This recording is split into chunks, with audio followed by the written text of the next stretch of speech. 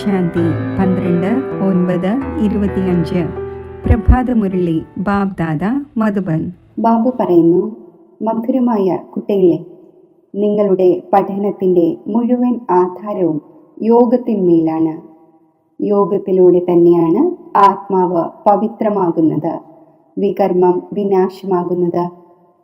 ചോദ്യം: പല കുട്ടികളും ബാബയുടേതായ ശേഷം കൈ ഉപേക്ഷിക്കുന്നു.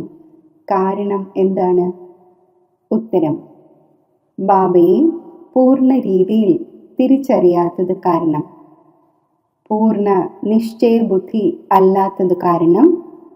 8-10 വർഷത്തിന് ശേഷവും ബാബയുമായി ബന്ധം വേർപെടുത്തുന്നു, കൈ ഉപേക്ഷിക്കുന്നു, പദവി ഭ്രഷ്ടമായി പോകുന്നു.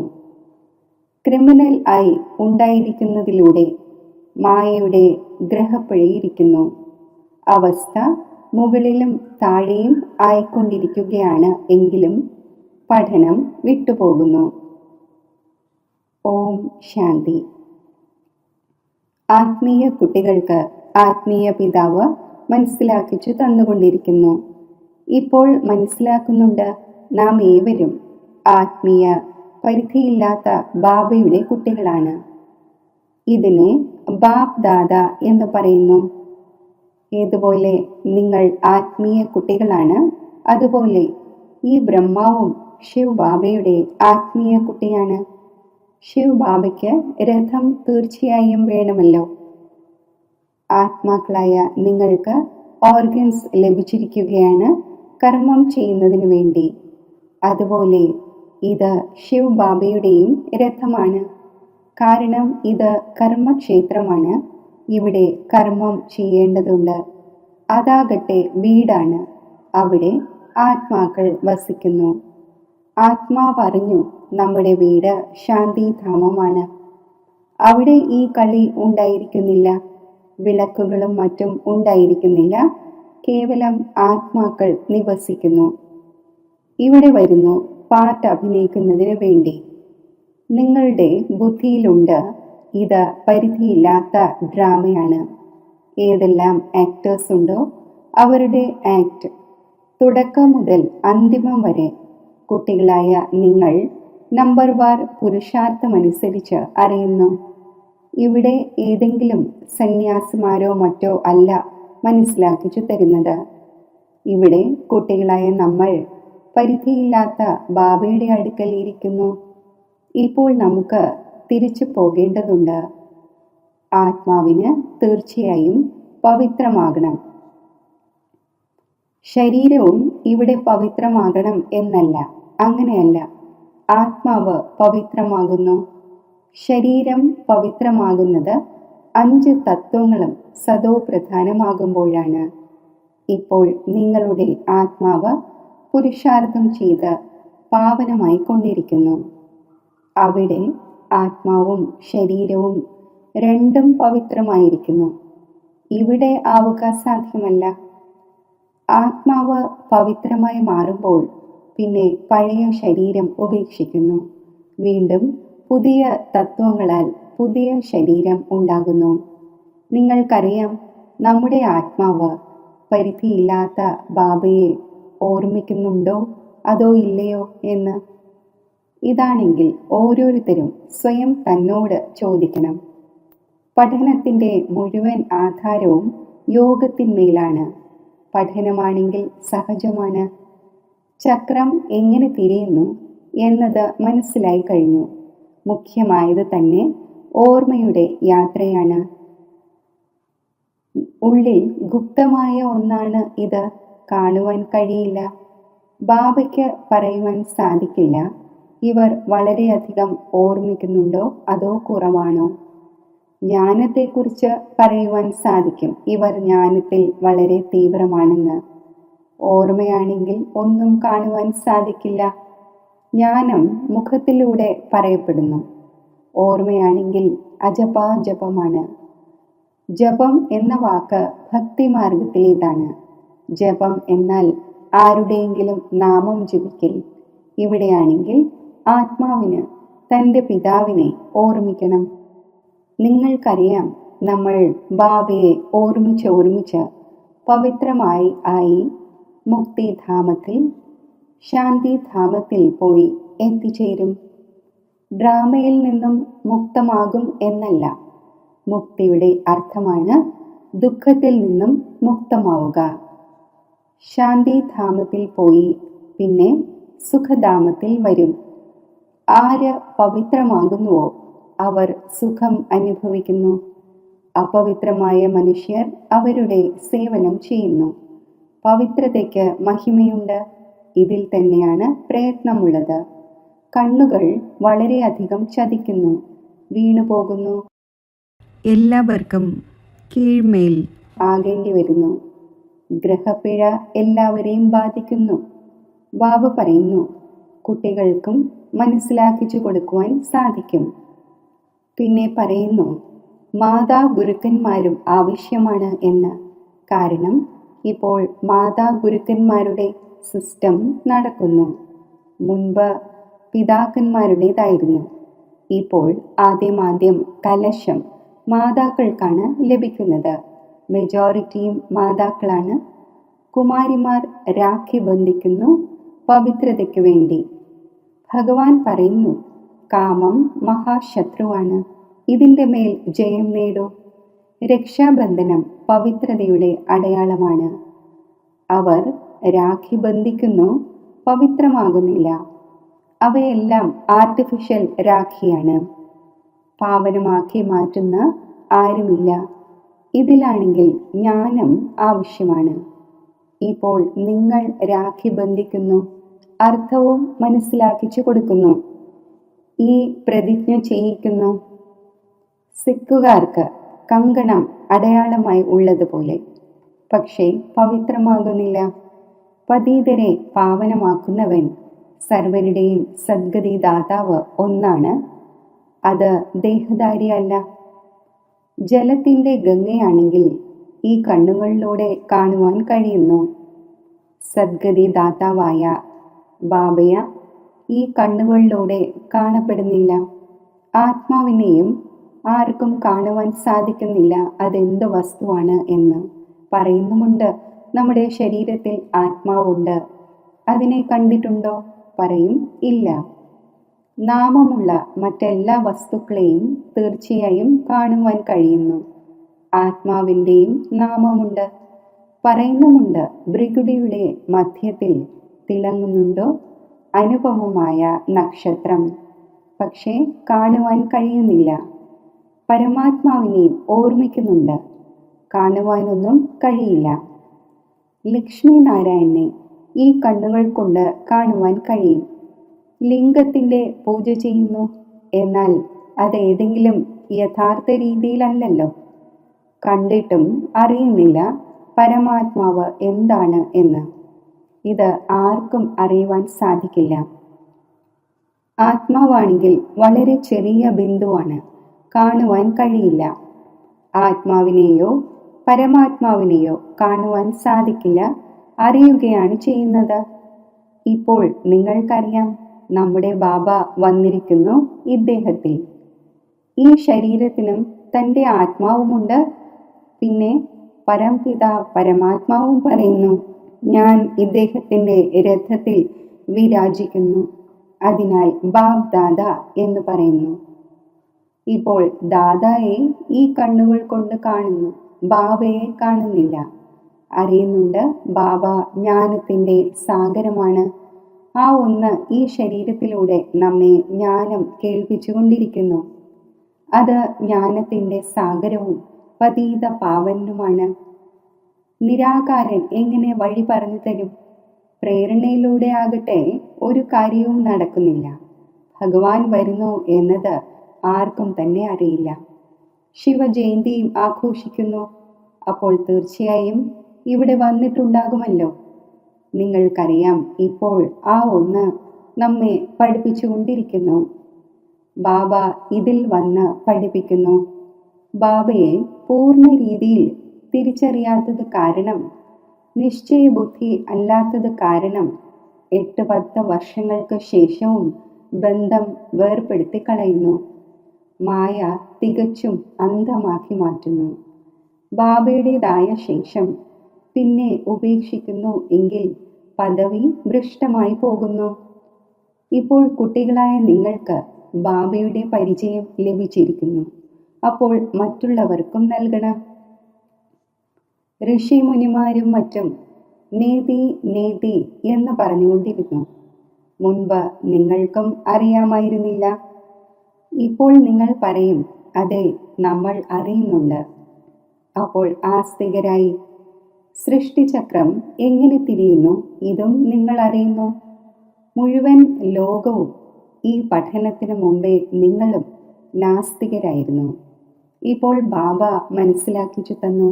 അതിനാൽ നിങ്ങൾ പറയുന്നു, നമുക്ക് പരംപിത പരമാത്മാവാകുന്ന ബാബ മനസ്സിലാക്കിച്ചു തന്നു, ആസ്തികരാക്കി മാറ്റി. നമ്മൾ രചയിതാവിനെയും രചനയുടെ ആദ്യ മധ്യ അന്ത്യത്തെയും അറിഞ്ഞിരുന്നില്ല. ബാബയാണ് രചയിതാവ്. ബാബ തന്നെ സംഗമത്തിൽ വന്ന് പുതിയ ലോകത്തിൻ്റെ സ്ഥാപനയും ചെയ്യുന്നു, പഴയ ലോകത്തിൻ്റെ വിനാശവും ചെയ്യുന്നു. പഴയ ലോകത്തിൻ്റെ വിനാശത്തിന് വേണ്ടിയാണ് ഈ മഹാഭാരത യുദ്ധമുള്ളത്. അതിനെക്കുറിച്ച് മനസ്സിലാക്കുന്നു. ആ സമയം കൃഷ്ണനുണ്ടായിരുന്നു എന്ന്. ഇപ്പോൾ നിങ്ങൾ മനസ്സിലാക്കുന്നു, നിരാകാരനായ ബാബയാണ് ഉണ്ടായിരുന്നത്. ആ ഒന്നിനെ കാണുവാൻ കഴിയുന്നില്ല. കൃഷ്ണന്റെ ആണെങ്കിൽ ചിത്രമുണ്ട്, കാണുവാൻ കഴിയുന്നു. ശിവനെ കാണുവാൻ സാധിക്കുന്നില്ല. കൃഷ്ണനാണെങ്കിൽ സത്യയുഗത്തിലെ പ്രിൻസാണ്. അതേ ഫീച്ചേഴ്സ് വീണ്ടും ഉണ്ടാവുക സാധ്യമല്ല. കൃഷ്ണനും എപ്പോൾ എങ്ങനെ വന്നു ഇതും ആരും അറിയുന്നില്ല. കൃഷ്ണനെ കംസന്റെ ജയിലിൽ കാണിക്കുന്നു. കംസൻ സത്യയുഗത്തിൽ ഉണ്ടായിരുന്നു. ഇത് നടക്കുക സാധ്യമല്ല. കംസൻ എന്ന അസുരനെയാണ് പറയുന്നത്. ഈ സമയം മുഴുവൻ ആസുരീയ സമ്പ്രദായമാണല്ലോ. അന്യോന്യം അടിച്ചും കൊന്നും കൊണ്ടിരിക്കുന്നു. ദൈവിക ലോകമുണ്ടായിരുന്നു, ഇത് മറന്നുപോയി. ഈശ്വരീയ ദൈവിക ലോകം ഈശ്വരനാണ് സ്ഥാപിച്ചത്. ഇതും നിങ്ങളുടെ ബുദ്ധിയിലുണ്ട്, നമ്പർവാർ പുരുഷാർത്ഥമനുസരിച്ച്. ഇപ്പോൾ നിങ്ങൾ ഈശ്വരീയ പരിവാരമാണ്. പിന്നെ അവിടെ ഉണ്ടായിരിക്കുന്നത് ദൈവീ പരിവാരമാണ്. ഈ സമയം ഈശ്വരൻ നിങ്ങളെ യോഗ്യമാക്കിക്കൊണ്ടിരിക്കുന്നു, സ്വർഗത്തിലെ ദേവീ ദേവന്മാർ ആക്കുന്നതിനായി. ബാബ പഠിപ്പിച്ചുകൊണ്ടിരിക്കുന്നു. ഈ സംഗമയുഗത്തെ ആരും തന്നെ അറിയുന്നില്ല. ഒരു ശാസ്ത്രത്തിലും ഈ പുരുഷോത്തമ യുഗത്തിൻ്റെ കാര്യമില്ല. പുരുഷോത്തമ യുഗം എന്നാൽ എവിടെയാണോ പുരുഷോത്തമൻ ആകേണ്ടതായിട്ടുള്ളത്, സത്യയുഗത്തെ പുരുഷോത്തമ യുഗം എന്ന് പറയും. ഈ സമയം മനുഷ്യർ പുരുഷോത്തമനല്ല, ഇതിനെ കനിഷ്ഠവും തമോ പ്രധാനവും എന്ന് പറയും. ഈ എല്ലാ കാര്യങ്ങളും ബ്രാഹ്മണരായ നിങ്ങൾക്കല്ലാതെ മറ്റാർക്കും മനസ്സിലാക്കുവാൻ സാധിക്കില്ല. ബാബു പറയുന്നു, ഇതാണ് ആസുരീയ ഭ്രഷ്ടാചാരി ലോകം. സത്യയുഗത്തിൽ ഇങ്ങനെയുള്ള ഒരു അന്തരീക്ഷവും ഉണ്ടാകുന്നില്ല. അത് ശ്രേഷ്ഠാചാരി ലോകമായിരുന്നു. അവരുടെ ചിത്രമുണ്ട്. തീർച്ചയായും ഇവർ ശ്രേഷ്ഠാചാരി ലോകത്തിൻ്റെ അധികാരിയായിരുന്നു. ഭാരതത്തിൽ ജീവിച്ചു പോയ രാജാക്കന്മാർ പൂജിക്കപ്പെടുന്നു. പൂജ്യവും പവിത്രവുമായിരുന്നു. അവർ തന്നെ പിന്നീട് പൂജാരിയായി. പൂജാരി എന്ന ഭക്തി മാർഗത്തെയും പൂജ്യർ എന്ന ജ്ഞാനമാർഗത്തെയും പറയുന്നു. പൂജ്യർ തന്നെ പൂജാരിയും പൂജാരി വീണ്ടും എങ്ങനെ പൂജ്യരുമാകുന്നു ഇതും നിങ്ങൾ അറിയുന്നുണ്ട്. ഈ ലോകത്തിൽ പൂജ്യനായി ഒരാൾ പോലും ഉണ്ടാവുക സാധ്യമല്ല.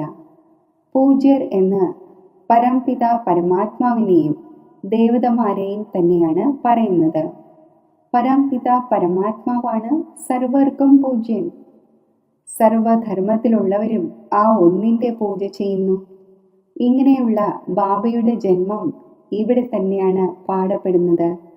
ശിവജയന്തി ഉണ്ടല്ലോ, പക്ഷേ മനുഷ്യർക്ക് ഒന്നും അറിയില്ല ആ ഒന്നിൻ്റെ ജന്മം ഭാരതത്തിലാണ് ഉണ്ടാകുന്നത് എന്ന്. ഇക്കാലത്ത് ശിവജയന്തിയെ ഹോളിഡേയും ആക്കുന്നില്ല. ശിവജയന്തി ആഘോഷിക്കുന്നതോ ആഘോഷിക്കാതിരിക്കുന്നതോ നിങ്ങളുടെ ഇഷ്ടം. ഒഫീഷ്യൽ ഹോളിഡേ അല്ല. ആരാണോ ശിവജയന്തിയെ മാനിക്കാത്തത് അവർ തങ്ങളുടെ ജോലിക്ക് പോകുന്നു. വളരെയധികം ധർമ്മങ്ങളുണ്ടല്ലോ. സത്യയുഗത്തിൽ ഇങ്ങനെയുള്ള കാര്യങ്ങൾ ഉണ്ടായിരിക്കുന്നില്ല. അവിടെ ഈ അന്തരീക്ഷം തന്നെയില്ല. സത്യയുഗം പുതിയ ലോകമാണ്, ഒരു ധർമ്മമാണ്. അവിടെ ഇതറിയുന്നില്ല നമുക്ക് പിന്നാലെ ചന്ദ്രവംശി രാജ്യമുണ്ടാകും എന്ന്. ഇവിടെ നിങ്ങൾ എല്ലാം അറിയുന്നു, ഇന്നതെല്ലാം പാസ്റ്റായി എന്ന്. സത്യയുഗത്തിൽ നിങ്ങൾ ഉണ്ടാകും. അവിടെ ഏത് പാസ്റ്റ് ഓർമ്മിക്കും? പാസ്റ്റ് എന്നത് കലിയുഗമായി. അതിൻ്റെ ഹിസ്റ്ററിയും ജോഗ്രഫിയും കേൾക്കുന്നതിലൂടെ എന്ത് നേട്ടമാണ്? ഇവിടെ നിങ്ങൾക്കറിയാം, നമ്മൾ ബാബയുടെ അടുക്കൽ ഇരിക്കുന്നു. ബാബ ടീച്ചറുമാണ്, സദ്ഗുരുവുമാണ്. ബാബ വന്നിരിക്കുന്നു സർവരുടെയും സദ്ഗതി ചെയ്യുവാൻ. എല്ലാ ആത്മാക്കളെയും തീർച്ചയായും കൊണ്ടുപോകും. മനുഷ്യരാണെങ്കിൽ ദേഹാഭിമാനത്തിൽ വന്ന് പറയുന്നു, എല്ലാം മണ്ണിനോട് ചേരേണ്ടതാണ്. ആത്മാക്കൾ പോകുമെന്നും ഈ ശരീരം മണ്ണുകൊണ്ട് ഉണ്ടാക്കപ്പെട്ടത് ഇല്ലാതാകും എന്ന് മനസ്സിലാക്കുന്നില്ല. നമ്മൾ ആത്മാക്കൾ ഒരു ശരീരം ഉപേക്ഷിച്ച് മറ്റൊന്ന് പോയി എടുക്കുന്നു. ഇത് ഈ ലോകത്തിൽ നമ്മുടെ അന്തിമ ജന്മമാണ്. എല്ലാവരും പതീതമാണ്. സദാ പാവനമായി ആർക്കും ഇരിക്കുവാൻ സാധിക്കില്ല. സതോ പ്രധാനം, സതോ രജോ തമോ ഉണ്ടാവുക തന്നെ ചെയ്യും. അവരാണെങ്കിൽ പറയുന്നു, എല്ലാം ഈശ്വരൻ്റെ തന്നെ രൂപമാണ്. ഈശ്വരൻ തൻ്റെ അനേകം രൂപങ്ങൾ ഉണ്ടാക്കിയിരിക്കുന്നു വിനോദത്തിനു വേണ്ടി. കണക്കുകൾ ഒന്നും അറിയുന്നില്ല. വിനോദിക്കുന്ന ആളിനെ കുറിച്ച് അറിയുന്നില്ല. ബാബ തന്നെ ഇരുന്ന് വേൾഡിൻ്റെ ഹിസ്റ്ററിയും ജോഗ്രഫിയും മനസ്സിലാക്കിച്ചു തരുന്നു. കളിയിൽ ഓരോരുത്തരുടെയും പാർട്ട് വേറെ വേറെയാണ്. എല്ലാവരുടെയും പൊസിഷൻ വേറെ വേറെയാണ്. ആര് എങ്ങനെയുള്ള പൊസിഷൻ ഉള്ളവരാണോ അവരുടെ മഹിമയുണ്ടാകുന്നു. ഈ എല്ലാ കാര്യങ്ങളും ബാബ സംഗമത്തിൽ തന്നെയാണ് മനസ്സിലാക്കിച്ചു തരുന്നത്. സത്യയുഗത്തിൽ പിന്നെ സത്യയുഗത്തിൻ്റെ പാർട്ട് നടക്കും. അവിടെ ഈ കാര്യങ്ങൾ ഉണ്ടാകില്ല. ഇവിടെ നിങ്ങൾക്ക് സൃഷ്ടി ചക്രത്തിൻ്റെ ജ്ഞാനം ബുദ്ധിയിൽ തിരിഞ്ഞുകൊണ്ടിരിക്കുന്നു. നിങ്ങളുടെ നാമം തന്നെ സ്വദർശന ചക്രധാരി എന്നാണ്. ലക്ഷ്മി നാരായണന് സ്വദർശന ചക്രം നൽകുന്നില്ല. ഇത് ഇവിടത്തേതാണ്. മൂലവതനത്തിൽ കേവലം ആത്മാക്കളാണ് വസിക്കുന്നത്. സൂക്ഷ്മലോകത്തിൽ ഒന്നുമില്ല. മനുഷ്യർ, മൃഗങ്ങൾ, ജന്തുക്കൾ, പക്ഷികൾ എല്ലാം ഇവിടെയാണ് ഉണ്ടാകുന്നത്. സത്യയുഗത്തിൽ മയിലും മറ്റും കാണിക്കുന്നു. അവിടെ മയിലിൻ്റെ പീലി ഇളക്കി അണിയുന്നൊന്നുമില്ല. മയിലിന് ദുഃഖം കൊടുക്കുകയില്ല. മയിലിൻ്റെ കൊഴിഞ്ഞു വീണ പീലി കിരീടത്തിൽ വയ്ക്കുകയുമില്ല. അങ്ങനെയില്ല. കിരീടത്തിൽ അസത്യമായ അടയാളമാണ് നൽകിയിരിക്കുന്നത്. അവിടെ എല്ലാം സുന്ദരമായ വസ്തുക്കളായിരിക്കും ഉണ്ടായിരിക്കുന്നത്. മലിനമായ ഒരു വസ്തുവിൻ്റെയും പേരോ അടയാളമോ ഇല്ല. കണ്ടാൽ വെറുപ്പ് തോന്നുന്ന ഒരു വസ്തുവും ഉണ്ടായിരിക്കുന്നില്ല. ഇവിടെയാണെങ്കിൽ വെറുപ്പ് വരുന്നുവല്ലോ. അവിടെ മൃഗങ്ങൾക്ക് പോലും ദുഃഖം ഉണ്ടായിരിക്കുന്നില്ല. സത്യയുഗം എത്ര ഫസ്റ്റ് ക്ലാസ് ആയിരിക്കും.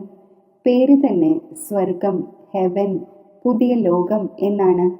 ഇവിടെയാണെങ്കിൽ പഴയ ലോകത്തിൽ നോക്കണം. മഴ കാരണം കെട്ടിടം നിലം പതിച്ചുകൊണ്ടിരിക്കുന്നു. മനുഷ്യർ മരിക്കുന്നു. എർത്ത് ഉണ്ടാകും. എല്ലാം അമർന്ന് മരിച്ചു പോകും. സത്യയുഗത്തിൽ വളരെ കുറച്ചു പേരായിരിക്കും ഉണ്ടാവുക. പിന്നീട് അഭിവൃദ്ധി ഉണ്ടായിക്കൊണ്ടിരിക്കും. ആദ്യം സൂര്യവംശിയായിരിക്കും. ലോകം 25% പഴയതാകുമ്പോൾ പിന്നീട് ചന്ദ്രവംശി ഉണ്ടാകും. സത്യയുഗം 1250 വർഷമാണ്. അത് 100% പുതിയ ലോകമാണ്. അവിടെ ദേവീ ദേവന്മാർ രാജ്യം ഭരിക്കുന്നു. നിങ്ങളിലും വളരെ പേർ ഈ കാര്യങ്ങൾ മറന്നു പോകുന്നു. രാജധാനിയാണെങ്കിൽ സ്ഥാപിതമാവുക തന്നെ വേണം. ഹാർട്ട് ഫെയിൽ ആകരുത്. പുരുഷാർത്ഥത്തിൻ്റെ കാര്യമാണ്. ബാബ എല്ലാ കുട്ടികളെ കൊണ്ടും ഒരേപോലെ പുരുഷാർത്ഥം ചെയ്യിക്കുന്നു. നിങ്ങൾ തനിക്കു വേണ്ടി വിശ്വത്തിൻ്റെ മേൽ സ്വർഗത്തിൻ്റെ ചക്രവർത്തി പദം സ്ഥാപിക്കുന്നു. സ്വയം നോക്കണം നമ്മൾ എന്തായി മാറും എന്ന്. ശരി, മധുരമധുരമായ സിഖില്ലതെ കുട്ടികൾക്ക് മാതാവും പിതാവുമായ ബാബ്ദാദയുടെ സ്നേഹസ്മരണകൾ. Good morning. ആത്മീയ പിതാവിൻ്റെ ആത്മീയ കുട്ടികൾക്ക് നമസ്തേ. ധാരണയ്ക്കുള്ള മുഖ്യസാരം: ഈ പുരുഷോത്തമ യുഗത്തിൽ സ്വർഗത്തിലെ ദേവീ ദേവതയാകാനുള്ള പഠനം പഠിച്ച് സ്വയം തന്നെ യോഗ്യമാക്കണം. പുരുഷാർത്ഥത്തിൽ ഹാർട്ട് ഫെയിൽ, അതായത് നിരാശരാകരുത്. ഈ പരിധിയില്ലാത്ത കളിയിൽ ഓരോ ആക്ടറിൻ്റെയും പാർട്ടും പൊസിഷനും വേറെ വേറെയാണ്. ആർക്ക് എങ്ങനെയുള്ള പൊസിഷനാണോ അങ്ങനെയുള്ള മാന്യത അവർക്ക് ലഭിക്കുന്നു. ഈ എല്ലാ രഹസ്യവും മനസ്സിലാക്കി വേൾഡിൻ്റെ ഹിസ്റ്ററിയും ജോഗ്രഫിയും സ്മരിച്ച് സ്വദർശന ചക്രധാരിയാകണം. വരദാനം: ബാബയുടെ ഓരോ ശ്രീമത്തും പാലിക്കുന്ന സത്യമായ സ്നേഹിയും പ്രിയതമയുമായി ഭവിക്കട്ടെ. ഏത് കുട്ടികളാണോ സദാ ഒരു ബാബയുടെ സ്നേഹത്തിൽ ലവ്ലീൻ ആയിരിക്കുന്നത് അവർക്ക് ബാബയുടെ ഓരോ വാക്കും പ്രിയമായി തോന്നുന്നു. ക്വസ്റ്റ്യൻ സമാപ്തമാകുന്നു. ബ്രാഹ്മണ ജന്മത്തിൻ്റെ ഫൗണ്ടേഷൻ സ്നേഹമാണ്. ആരാണോ സ്നേഹിയും പ്രിയതമകളുമായ ആത്മാക്കൾ അവർക്ക് ബാബയുടെ ശ്രീമത് പാലിക്കുന്നതിൽ പ്രയാസത്തിൻ്റെ അനുഭവം ഉണ്ടാകുന്നില്ല. സ്നേഹം കാരണം സദാ ഈ ഉന്മേഷമുണ്ടായിരിക്കും. ബാബ എന്ത് പറഞ്ഞുവോ അത് എന്നെ പ്രതിയാണ് പറഞ്ഞത്, എനിക്ക് ചെയ്യണം. സ്നേഹി ആത്മാക്കൾ വിശാല ഹൃദയം ഉള്ളവരായിരിക്കും. അതിനാൽ അവരെ സംബന്ധിച്ച് ഓരോ വലിയ കാര്യവും ചെറുതായി മാറുന്നു. സ്ലോഗൻ: ഏതൊരു കാര്യവും ഫീൽ ചെയ്യുക എന്നതും ഫെയിലിൻ്റെ അടയാളമാണ്. അവ്യക്ത സൂചന: ഇപ്പോൾ സ്നേഹത്തിൻ്റെ അഗ്നിയെ പ്രജ്വലിതമാക്കി യോഗത്തെ ജ്വാലാരൂപം ആക്കൂ.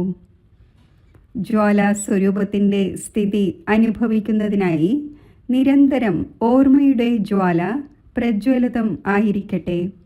ഇതിൻ്റെ സഹജവിധിയാണ് സദാ സ്വയം സാരഥിയും സാക്ഷിയുമായി മനസ്സിലാക്കി നടക്കൂ. ആത്മാവ് ഈ രഥത്തിൻ്റെ സാരഥിയാണ്. ഈ സ്മൃതി സ്വതവേ തന്നെ ഈ രഥത്തിൽ നിന്നും അഥവാ ദേഹത്തിൽ നിന്നും അഥവാ ഏതെങ്കിലും പ്രകാരത്തിലുള്ള ദേഹബോധത്തിൽ നിന്നും വേറിട്ടവരാക്കുന്നു. സ്വയം സാരഥിയായി മനസ്സിലാക്കുന്നതിലൂടെ സർവ കർമ്മേന്ദ്രിയങ്ങളും തൻ്റെ കൺട്രോളിൽ ഇരിക്കുന്നു. സൂക്ഷ്മശക്തികളായ മനസ്സും ബുദ്ധിയും സംസ്കാരവും ഓർഡർ അനുസരിച്ച് ഇരിക്കുന്നു. ഓം ശാന്തി.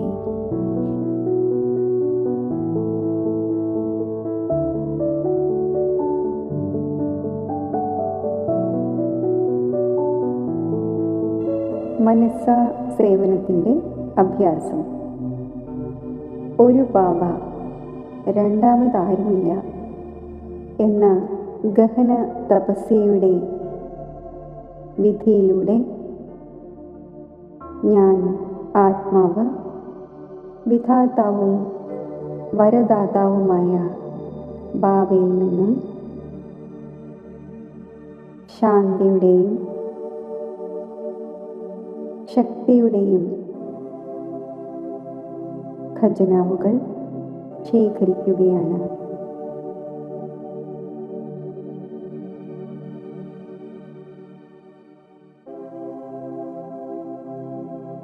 സമ്പന്നമായ സ്ഥിതി കൈവരിക്കുകയാണ്.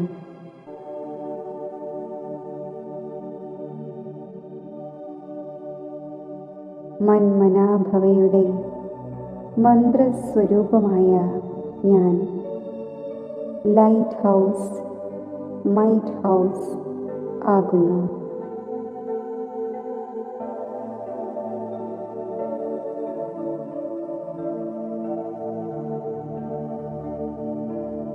വിശ്വത്തിൽ വിദൂര സ്ഥാനങ്ങളിലായി അശാന്തരും ബലഹീനരുമായ എത്ര ആത്മാക്കളാണ്.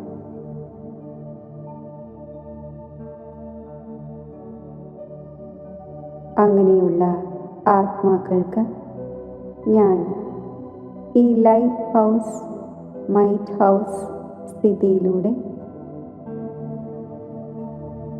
ശാന്തിയുടെയും ശക്തിയുടെയും പ്രകാശകിരണങ്ങൾ നൽകുകയാണ്.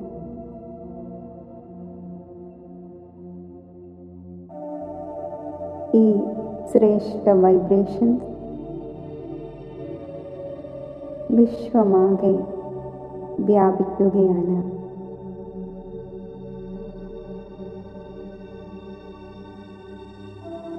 അശാന്തരും ബലഹീനരുമായ ആത്മാക്കൾ ശാന്തിയും ശക്തിയും സ്വീകരിച്ച് അവരുടെ ശാന്തിയാകുന്ന ആത്മധർമ്മത്തിൽ സ്ഥിതി ചെയ്യട്ടെ.